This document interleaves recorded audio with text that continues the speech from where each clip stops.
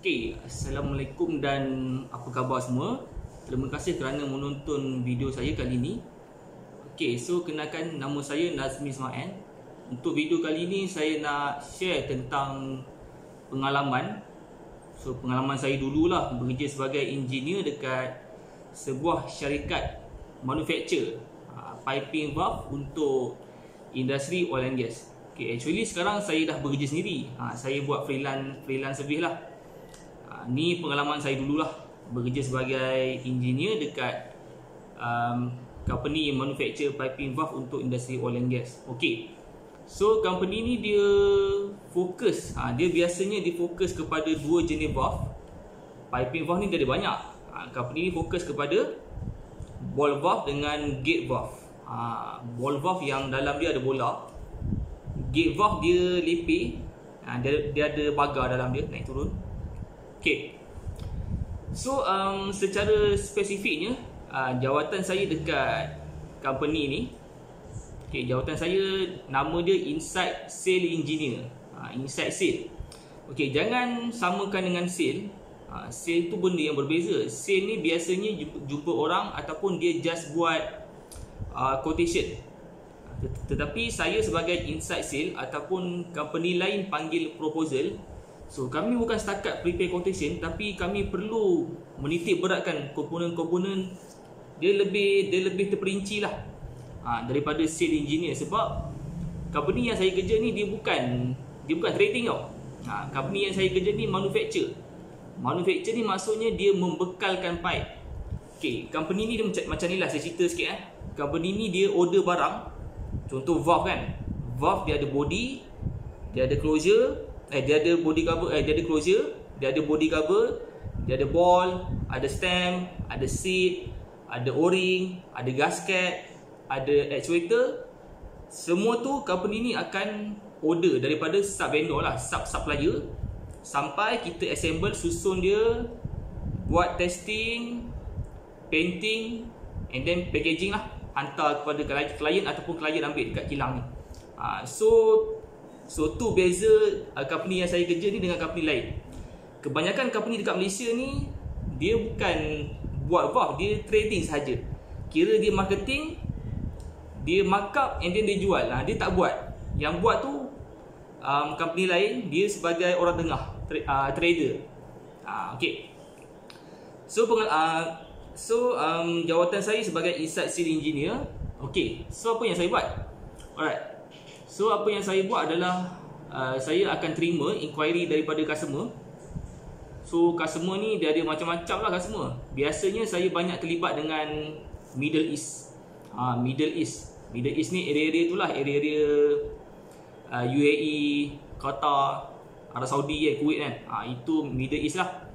Dan jarang lah saya terlibat dengan kerja dekat projek dekat Malaysia. Itu orang lain yang terlibat. Saya ditugaskan untuk Middle East punya projek oil and gas. Saya pasti anda pernah dengar Qatar Petroleum, maybe pernah dengar. Abu Dhabi Offshore Company, maybe pernah dengar. Abu Dhabi Gas, maybe anda pernah dengar. Kuwait Oil Company, maybe anda pernah dengar. Alright. So mereka adalah antara klien yang saya deal untuk supply piping valve, iaitu ball valve dengan gate valve, dan kadang-kadang ada buat check valve agak lah. Okay, bila saya dapat inquiry daripada customer, so diorang email lah. So diorang akan request berapa biji valve yang diorang nak, apa jenis valve, dan diorang akan bagi tahulah saya siap material apa, carbon steel ke, stainless steel ke. So diorang akan email senarai valve yang diorang nak. So diorang akan bagi sekali dengan spec, ada project specification, ada data sheet. So diorang bagi sekali. So benda tu bagus lah, benda tu sebagai reference kami yang buat proposal ni kan, yang buat quotation dengan proposal ni, untuk tahu apa material yang diperlukan. Sebab ball valve ni dia banyak komponen. So kami kena listkan setiap ball valve tu. Kalau ada 50 biji ball valve, 50 biji lah kena list. So setiap ball valve tu dia berbeza-beza. Ada body material ni, ada yang body material lain. Seat ada seat material ni, ada seat material lain. So dia pelbagai. So dia tak sama. Contoh dalam 50 biji tu semua berbeza. Tak sama sebab lokasi valve tu dia tak sama, dia lain-lain. So bila lain-lain, ada tekanan yang rendah, ada tekanan yang tinggi. So ada yang sour operation. Okay, nanti saya cerita sikit. Okay, so saya kena check lah dekat project datasheet. Dalam project datasheet tu, dalam project spec tu, project spec biasanya dia akan bagi tahu requirement lah. Requirement yang diperlukan untuk ball valve tu. So dalam tu dia akan bagi tahu lah comply kepada apa kan. So kena check balik lah dekat standard tu. Dia tengok klien. Kalau klien tu Kuwait Oil Company, berbeza. Kalau klien tu Qatar Petroleum, dia berbeza. Kalau klien tu Abu Dhabi Offshore Company, berbeza. Kalau customer tu Petronas, dia berbeza. Setiap klien ni berbeza, requirement berbeza dia punya requirement lah kan. Okay, itu project specification. Kalau project datasheet, dia akan bagi tahu dengan lebih detail. So dalam project datasheet tu dia akan bagi tahu setiap komponen tu apa material dia. Contoh body apa material dia, seat apa material dia, bolt apa material dia, o-ring ke, lip seal ke, lepas tu stem dia apa material dia, lepas tu dia nak coating ke, apa macam-macam benda lagi lah. Dia akan bagi tahu dalam datasheet tu. Testing dia bagi tahu. Testing ada banyak kan. Testing dia ada hydrostatic test, dia ada air pressure test, dia ada ultrasonic test kan. Dia ada macam-macam test lagi lah kan. Dia ada fugitive emission test, fugitive emission test. Macam-macam test yang saya jumpa ketika bekerja dekat company buat piping valve tu. Kelebihan company ni, dia ada facility sendiri. Of course lah kan, company manufacture, dia mesti ada facility sendiri. So dekat situ saya boleh tengok dia punya tempat assembly dia, dia punya tempat buat testing, dia punya tempat buat blasting and painting, semua saya boleh tengok kat situ. Alright. So bila saya dah buat senarai, bila saya dah senaraikan valve-valve yang customer nak, okay, saya kena bagi tahu lah material apa kan. Material apa ni, servis apa. Kalau sour service, okay, sour service ni merujuk kepada crude oil yang mengandungi kandungan hydrogen sulfide, H2S. Itu adalah sour operation. Sour, masak. Okay. Sebab apa perlu dititik beratkan sour operation ni? Sebab dia boleh menyebabkan corrosion, pengaratan kepada komponen-komponen pipe. So that's why kami perlu menitik beratkan apa operation dia. Kalau sour operation, so kena comply dengan NIS. Saya tak ingat NIS apa, tapi memang kena comply dengan NIS lah. Maaf, saya dah lama tak imbuh kan. So sekarang saya bekerja sendiri. Okay, saya bekerja dengan macam-macam bidang. Alright, so lepas saya buat senarai tu, saya kena dapatkan harga lah. Harga ni harga setiap komponen tau, bukan harga valve tu sekaligus, bukan. Harga ni setiap komponen. Body berapa harga dia, seat berapa harga dia, o-ring berapa harga dia, gas dia punya stem berapa harga dia. Lepas tu kalau ada coating, dia ada tambahan harga dia lah.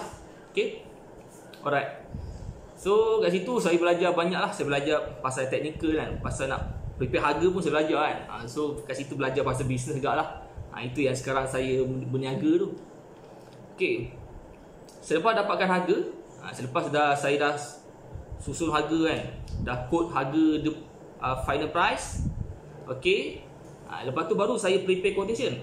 Baru saya prepare proposal. Proposal ada dua.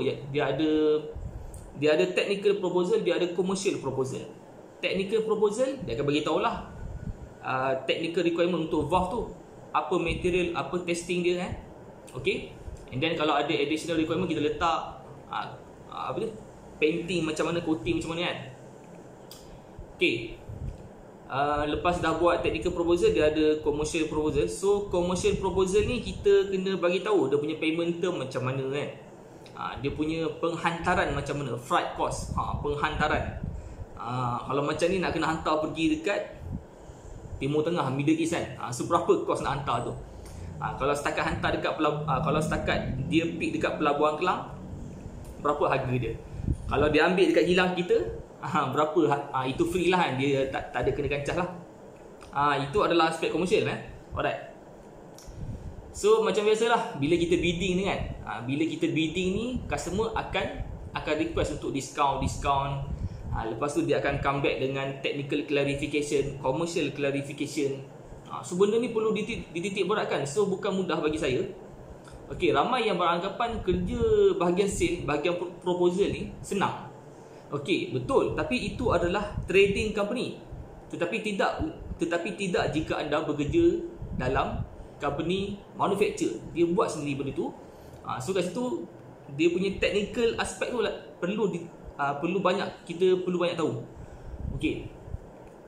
So kita kena jawab lah kalau ada technical clarification lah. So customer dah akan tanya lah. Kadang-kadang customer dia tukar kan. So bila customer tukar, so dekat situ dia akan effect harga kat lah. Harga maybe bertukar, sama ada makin tinggi ataupun makin rendah. Kat situ kita bidding, nego-nego, bidding sampai dapat projek. Okey, bila dah dapat projek ni berat sikit lah, susah sikit. Sebab apa? Sebelum saya serahkan projek tu dekat kontrak, biasa dekat company manufacture ni dia panggil kontrak lah, dia tak panggil projek. Before saya serahkan job tu dekat kontrak department, so dia orang akan minta saya check betul-betul dulu. Check betul-betul, jangan ada salah. Sebab kalau salah nanti dia orang akan cari saya juga. So kerja dekat kilang manufacturer ni, walaupun kita bahagian tender, bahagian bidding kan, so dia tak mudah lah. Responsibility tu kita memang kita kena berat. Sebab kita, kalau kerja company trading is very simple. It's very simple. Just prepare quotation and then dapat job, dah fokus job lain. Tapi company ni, kita dah close job and then contract management dia ada problem, dia akan cari kita. So kita ni jadi macam apa? Orang pertama, the main person, orang penting, the vital role. Kalau ada permasalahan apa, diorang contact saya, so saya kena contact dengan klien untuk clarify benda tu boleh tak sekian. Okey, so tu involve communication juga. Kat situ saya belajar communication juga. Yelah, kita deal dengan customer Middle East, of course kita kena speak in English lah kan. So dekat situ bagus. Kat situ saya, dekat company tu saya dapat improvise saya punya English communication. And saya punya CEO pun dia orang Australia kan, speaking. So kat situ saya banyak speaking lah, banyak berlatih speaking kan. Yelah, company sebelum tu saya bekerja company Melayu, so cakap Melayu je lah. Ni kerja company Mak Saleh, so speaking Mak Saleh lah kan. Alright, so sangat menarik lah. So dekat situ saya belajar banyak pasal technical, piping valve, ball valve, gate valve, check valve. Kadang-kadang ada butterfly valve kan, kadang-kadang ada plug valve, ada globe valve, macam-macam jenis valve lah. Kadang-kadang saya kena ambil tahu pasal actuator. Actuator ada biasanya saya ada 3 jenis lah dekat company piping valve ni. Dia ada electric actuator, dia ada pneumatic actuator. Pneumatic actuator ni dia air lah, dia guna udara, compress air. Dengan dia guna hydraulic actuator. Okey, itu actuator. Kalau valve tu operasi secara manual, sama ada dia akan menggunakan hand lever ataupun dia guna hand wheel ataupun gear kan. Kita pusing banyak kali kan. Okey, so bagi saya sangat menarik lah kat situ pendedahan teknikal tu banyak lah juga walaupun setahun lebih je. And then lepas tu saya decide untuk kerja sendirilah. Di mana kerja sendiri ni saya macam-macam benda lah saya buat kan. Buat drafting lah kan, buat itulah, jumpa orang itu, jumpa orang ini. Okay, mengajar pun ada, saya banyak mengajar lah. Okay, so moga sharing saya best lah untuk anda dekat luar sana kan. So nasihat saya, kalau nak involve dalam kerja sebagai engineer ni, kena faham lah, kena study dulu lah job scope engineer tu macam mana. Kena letak dengan anda punya minat tu kan.